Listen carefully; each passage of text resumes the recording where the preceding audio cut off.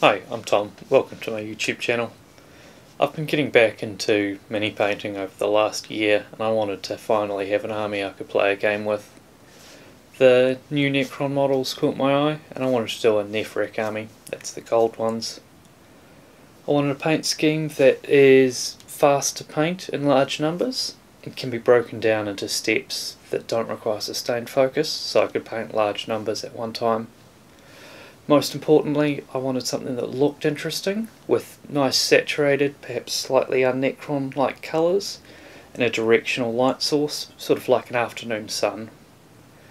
I won't be limiting myself to the traditional hobby materials. I'll be using quite a few oil paints, and a couple of other bits from the art store. The model I'll be showing you the process with is the Royal Warden, but I'll also paint alongside that the other 10 warriors from the basic starter set, though one of them I used for test painting and had to replace with a older model. Maybe you want a colour scheme you can copy, maybe you just want to learn some techniques, or maybe you just want to watch the Muppet Ruinous Necrons. Anyway, let's get going. A big problem with the new Necron models is that the push pegs don't fit together very well and often leave a gap down the side for the torso. To prevent this, I widen the hole with a 2mm drill bit, loosening the fit. You could also do that by shaving the pegs themselves with the blade, and they should end up sliding in smoothly, guiding it into place without any friction. Then with plastic cement we glue on the arms and put a bunch of it down the sides of the torso and squeeze the two sides together firmly so a bead of dissolved plastic comes out the sides. When it's dry, probably a few hours later, you can scratch that bead off like you would with a mould line. When mounting the models to the base, put a thin strip of plastic under the feet so it looks like it's standing on top of the basing materials and not sinking in. I spray paint from below with a dark brown and from the top and sides with gold. I'm using graffiti art spray paint that's tough enough to be a primer, with a vibrant colour and even coverage, and best of all, far cheaper than spray paint built for minis. I've got to thank Marco Frazzoni for that tip, and for a couple of other techniques I'll be using in this video. I painted the power cords and gun barrel with a light grey. I used a Vallejo brush on primer so it'll be tough even without any varnish on top. I paint the functional metal of the gun with a dark silver that breaks up the shape of that gun and creates more visual interest. Then I base coat the rocks with a dark turquoise that's a mix of Vallejo black and blue-green. Then using a bright silver I paint the decorative metal. On the standard warrior that's just the sternum, but on the Warden there's also the collar, the headdress and the granny cape. I'm giving the models a directional light that gives them far more visual interest than the generic soft top-down light, and I'm using some techniques from non-metallic metal painting to do this. For a consistent lighting effect, I've decided to put the lighting angle at each model's 2 o'clock and shining downwards at 45 degrees. First I find the natural facing of each model. That's the angle which the sculpt encourages people to look at it from. If you have trouble finding it, then take a look at the box art if it's a monopose kit, or if not, it's usually midway between the facings of the head and chest, and at an angle where what they're holding is visible. Sometimes there'll be a tricky pose and you'll have to find a compromise where everything can be seen. I mark the facing with a dab of paint and then put another to the right of it, 60 degrees on a protractor, or if your protractor is somewhere under a pile of junk, 2 hours on a clock. For the highlights, take a little torch, look at the model from the natural facing and point the torch downwards from the lighting angle. See what surfaces light up and highlight them. Then edge highlight all the edges that are facing towards the light. There's no need to highlight every edge. And I do a few extra edges on the decorative metal to make it look more shiny, and I keep the highlights spotty on the gun metal to make it look less shiny. Instead of paint, I'm using Molotov's liquid chrome. It's an alcohol based ink which is far brighter than any water based acrylic. And to save time, I'm applying it with a pen. There are some harsh transitions at this point, but they'll be softened down by the oil washes. Speaking of oils, all the oil paints I'm using today are made with transparent pigments. Transparency will preserve the shine of the metallic paints underneath, and also it changes brightness with thickness, giving the shape of the model a bit more visual depth. To speed up the drying time, I've left them on cardboard for a few hours to remove some of the linseed oil. You can see the dark stains around the blobs on the cardboard there. And I'll also be adding liquid into the dilution to speed up the drying time a little more. Neither of these steps are particularly important. For the aged gold effect, I've used a green darkened and desaturated with a bit of red.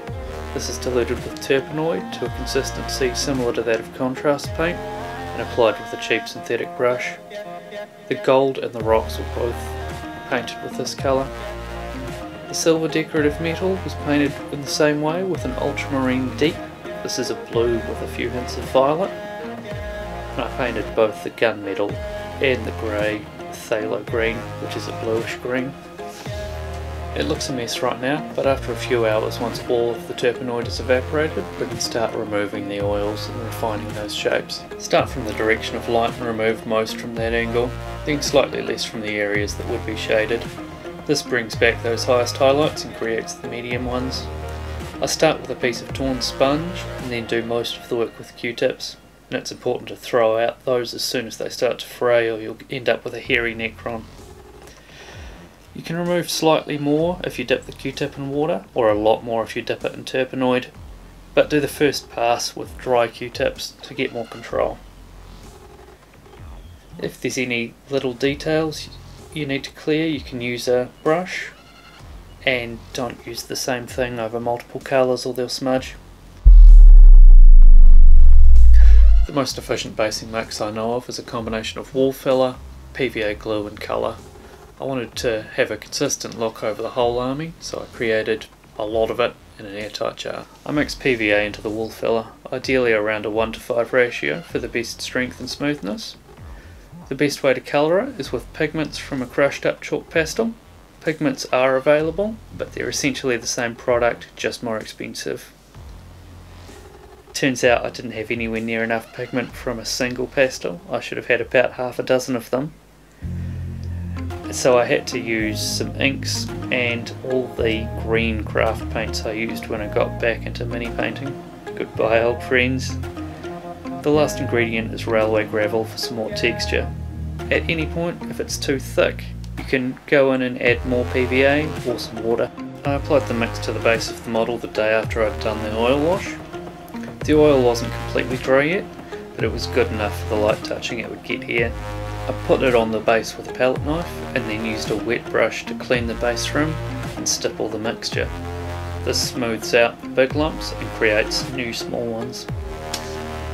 On some models I attached alien plants. These are fake succulents which I'd previously dry brushed pink, then spray varnished and oil washed with the same green-red mix as the gold parts of the Necron. A day after basing and 2 days after the oil wash, when I can be confident both are dry, I dry brushed the basing mix in any rocks. I used a peppermint green mixed from bluey green and white model acrylics. You could stop here if you wanted to, but otherwise we're on to the more advanced oil techniques. With a range of red, yellow and green oil colours, I randomly dot the gold colour.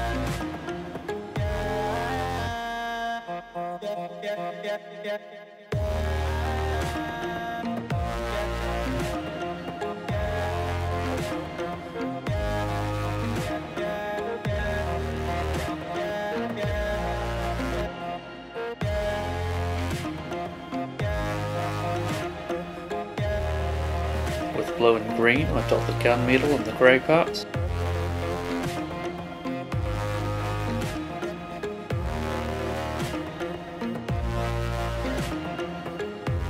And with blue and magenta, I dot the decorative metal.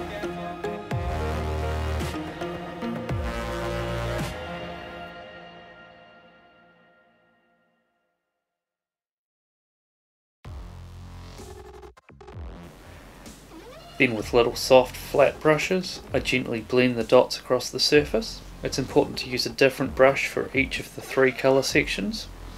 Wipe them dry whenever they become full of paint, but don't touch them to any solvent until you've finished the painting session. I go in afterwards and wipe away some of the paint from the parts of the model that will glow. The colour blending gives it variety and makes it look weathered, but it also gives the colour on the model far more intensity. Now I boost the shadows on the model using a similar green-red mix to that I used on the gold, this time favouring the red. I prefer to switch that red with a slightly more violet-y one, but you could use the same mix as before with a touch of ultramarine. I add just a touch of terpenoid solvent to get it to around the consistency of an unthinned model acrylic. This is painted on all the areas of deep shadow and the edges are feathered out. Then with a heavily thinned down mix of titanium white, and this is the only opaque paint I'm using, I line the recesses that are going to glow. That's around the eyes and the grooves of the gun. Terpenoid has far less surface tension than the water. Just look at the flow there. Nice. I wait 2 days to make sure those oils are drying, and I use fluorescent pink to go over those white lines, going a bit over the edges to give it a glowing effect. I've used acrylic paint here, but if I did have enamel I'd use that instead. For fluorescence the enamels tend to be a bit more vibrant. The eyeballs are highlighted in white, and then the energy balls on the gun are painted with a black and violet mix, then highlighted with Culture Hustle's Black 3.0. But any black with a matte varnish over top would work. I wanted them to look a bit like those pictures of black holes in event horizons. With black being used like a pop colour, it should be fairly scarce on the rest of the model, so I painted the base rim brown. For toughness I used another brush on primer, this time darkened and thinned with black ink.